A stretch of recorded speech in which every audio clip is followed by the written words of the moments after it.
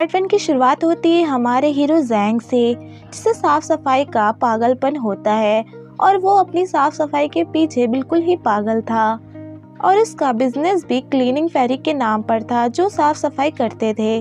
दूसरी तरफ हम अपनी हीरोइन को देखते हैं, जिसका नाम ओसवाल है, जो हमारे हीरो से बिल्कुल अपोजिट है, जिसे साफ सफाई से रहना सबसे मुश्किल काम लगता है और वो हमेशा अजीब से हुलिये में ही रहती है। इन दोनों की पहली मुलाकात भी अजीब तरीके से ही होती है। जब जैंग अपनी कार में ऑफिस के लिए जा रहा था, तब वो ओसवाल को देखता है, जो बस में बैठी बड़ा सा मुंह खोलकर जम्माई ले रही थी, जिसे देखकर जैंग परेशान होकर वहां से निकल लेता है। नेक्स्ट सीन में हम जैंग को देखते हैं, जो शादी के लिए एक न्यूज एंकर से मिलने गया था, जहां वो पहले पहुंचकर वहां हर चीज को चेक करता है और सैनिटाइजर करके वहां बैठता है। तभी वहां वो एंकर आ जाती है। जैंग उसकी ड्रेसिंग और सफाई से इम्प्रेस होकर हाँ करने ही वाला होता है, पर हमारे जैंग की नज़र से कैसे कुछ बच सकता है। वो उस एंकर के कानों में मौजूद गंदगी को देख लेता है, जिसके बाद वो बिना कुछ सोचे वहां से भाग जाता है। वो वहां से ऐसे भागता है भला उसने कोई भूत देख लिया हो।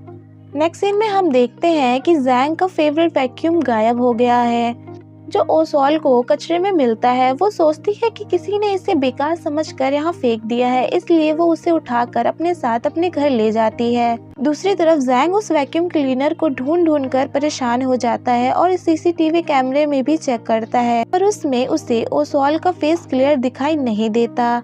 जिसके बाद वो उस वैक्यूम क्लीनर के लिए पोस्टर लगवाता है और उसे वापस लाने वाले के लिए इनाम भी दिया जाएगा। फिर हम ओसवाल के फादर को देखते हैं, जो कचरा उठाने का काम करते थे, पर वो बीमार थे, जिस कारण ओसवाल उनकी जगह काम पर जाती है, जहां वो अपने क्रश को देखती है और इंसल्ट से बचने के लिए वो एक हॉर्स मास्क पहन लेती है, पर उसके मास्क को देखकर लोग उसके पीछे लग जाते हैं, जिससे वो बहुत परेशान हो जाती है। और इस परेशानी में वो कचरे वाली गाड़ी को लेकर जैंग की कार से भिड़ जाती है, जिससे सारा कचरा जैंग की कार पर गिर जाता है, जिसे देखकर जैंग को बहुत ज़्यादा गुस्सा आता है और उसका दिमाग खराब हो जाता है। वो ओसवाल पर गुस्सा होने लगता है। ओसवाल उसे अपना नंबर देती है और कहती है, इस पर कॉल कर लेना, मैं सारा नुकसान भर दूंगी। पर जैंग उससे उसका मास्क हटाने के लिए बोलता है। उसके ना करने पर वो ओसवाल का मास्क जबरदस्ती हटा देता है। जैंग तो उसे लड़का समझ रहा था, पर एक लड़की को देखकर वो हैरान और शर्मिंदा होता है और वहां पर लोग ओसवाल की फोटो लेने लगते हैं और ओसवाल का क्रश भी उसे ऐसे देख लेता है। ये सब देखकर ओसवाल बहुत सैड हो जाती है और चुपचाप वहां से चली जाती है। जैंग अभी भी उस वैक्यूम क्लीनर को ही ढूंढ रहा था। अब आप सब सोच रहे होंगे कि ये जैंग इस वैक्यूम क्लीनर के पीछे इतना पागल क्यों है। तो बात ये है कि वो वैक्यूम क्लीनर उसे उसकी नैनी ने गिफ्ट किया था। वो नैनी जिन्होंने जैंग के पेरेंट्स के छोड़ जाने के बाद उसका हर तरह से ख्याल रखा था, और इसीलिए वो वैक्यूम क्लीनर जैंग के लिए इतना ज़्यादा इम्पोर्टेंट था। दूसरी तरफ हम ओसवाल को देखते हैं, जो जैंग की कार का नुकसान भरने आई थी, पर इतना बड़ा बिल देखकर उसके होश ही उड़ जाते हैं।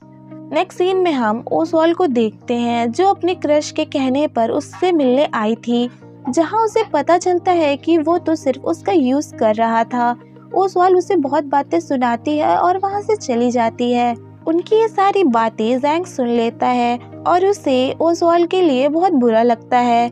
जिसके बाद जैंग ओसवाल के क्रश पर इतना ज़्यादा सैनिटाइजर स्प्रे करता है कि वो खांसते खांसते नीचे गिर जाता है, और जैंग को ऐसा करके बहुत अच्छा लगता है, क्योंकि उसने ओसवाल के लिए उससे बदला लिया था। ओसवाल जॉब ढूंढती है, पर उसे कहीं भी जॉब नहीं मिल रही थी। दूसरी तरफ उसे जैंग के पैसे भी देने थे और बेचारी का जूता भी टूट जाता है। इन सारी प्रॉब्लम से परेशान होकर वो अकेली बैठी ड्रिंक कर रही थी।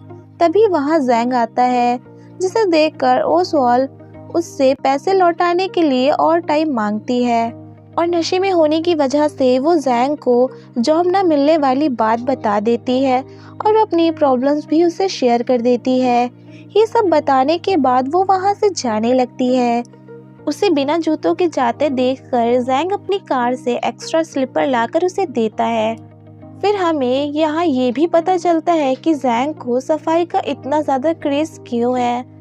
दरअसल जब जैंग छोटा था तो उसके ग्रैंडपा उसे गंदा रहने के लिए बहुत मारते थे, जिस कारण वो हमेशा अपनी साफ सफाई पर ही ध्यान देता था और बड़े होते होते उसकी ये आदत एक बीमारी बन गई। दूसरी तरफ हम ओसवाल्ड को देखते हैं जो जैंग को देने के लिए पैसे जमा नहीं कर पा रही थी, तो वो अपने डैड से पैसे उधार लेने का सोचती है, जिसके लिए वो उस कंपनी में जाती है जहां उसके डैड जॉब करते थे।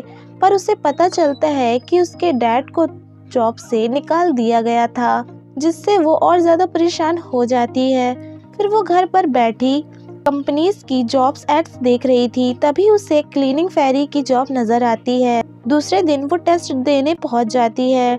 टेस्ट में टॉप करके वो जॉब ले लेती है, पर उसे ये नहीं पता था कि ये कंपनी जैंग की ही है। जब उसे पता चलता है कि जैंग ही इस कंपनी का सीईओ है, तो वो बहुत ज़्यादा शॉक्ड हो जाती है और उसे अपनी कंपनी में देखकर जैंग भी हैरान हो जाता है। पर ये जॉब वाली बात ओसवाल्ड किसी को भी नहीं बताती। जैंग की कंपनी में काम करते करते ओसवाल्ड को समझ आता है कि जैंग उतना भी रूड और बुरा नहीं है जितना वो समझ रही थी। नेक्स्ट सीन में हम ओसवाल्ड को देखते हैं, वो ऑफिस के लिए बहुत लेट हो गई थी, तभी उसे जैंग की कार दिखती है।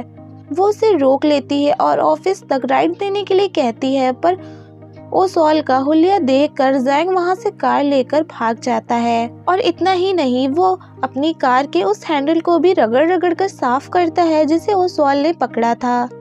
जैंग ओसवाल्ड के गंदे रहने से इतना ज़्यादा परेशान था कि वो उसे अपने साथ खाने की टेबल पर भी बैठने नहीं देता। फिर ओसवाल्ड ड्रिंक करके ऑफिस से निकलती है, पर वो वहीं बेहोश हो जाती है। दो लड़के उसके पास आते हैं और उसे अपने साथ ले जाने लगते हैं। तभी वहाँ जैंग आता है और उसे छुड़ाकर अपने साथ अपनी कार में उसे घर छोड़ने जाता है, जहाँ ओसवाल्ड का क्रश उससे मिलने आया था। पर जैंग उसे भी उसके पास नहीं आने देता और ओसवाल्ड से दूर रहने की वार्निंग देकर वहां से चला जाता है। नेक्स्ट सीन में हम ओसवाल्ड को देखते हैं जिससे मिलने उसका एक्स आया था। ओसवाल्ड को क्लीनर की ड्रेस में देखकर वो उसे बातें सुनाने लगता है, पर ओसवाल्ड उसे झूठ बोल देती है कि जैंग उसका बीएफ है। पर तभी जैंग वहां आ जाता है। अपने एक्स को यकीन दिलाने के लिए ओसवाल्ड जैंग को किस कर लेती है। ओसवाल्ड के किस करने पर जैंग शॉक होकर बेहोश हो जाता है और हॉस्पिटल पहुंच जाता है। जब जैंग को होश आता है और उसे किस वाली बात याद आती है, तो उसे उल्टियां आने लगती हैं। फिर उससे मिलने ओसवाल्ड हॉस्पिटल आती है और उसे उस हरकत के लिए सॉरी बोलती है, पर जैंग उस पर गुस्सा करता है और उसे इतना गंदा रहने वाली बात भी बोलता है। जैंग को बार बार ओसवाल्ड की किस याद आती है और वो बहुत परेशान हो जाता है। इस परेशानी में उसे हर जगह ओसवाल्ड ही दिखाई देती है, जिससे बचने के लिए वो हर तरफ सैनिटाइजर स्प्रे करने लगता है।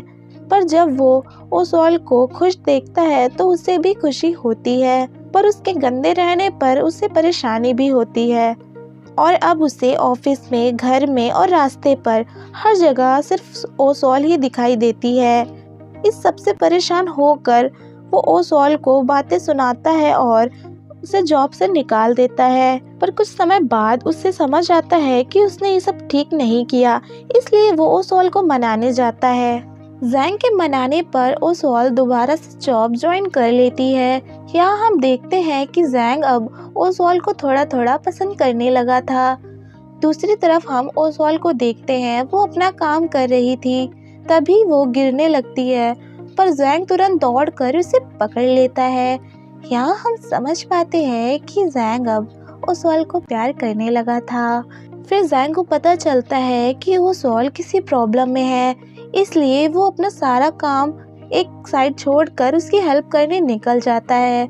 और यहाँ उसे अपने प्यार का एहसास होता है और वो ओसवाल्ड को किस कर लेता है, जिससे ओसवाल्ड बहुत खुश होती है। पर फिर जैंग कंफ्यूज हो जाता है और ओसवाल्ड को ना कर देता है और कहता है, मैं अभी किसी को डेट नहीं कर सकता। ये सुनकर ओसवाल्ड का दिल टूट जाता है, पर वो अपनी सैडनेस को नहीं दिखाती और जैंग से कह देती है कि वो भी उसे डेट नहीं करना चाहती। और फ्रेंड्स, ये पार्ट यहाँ एंड होता है।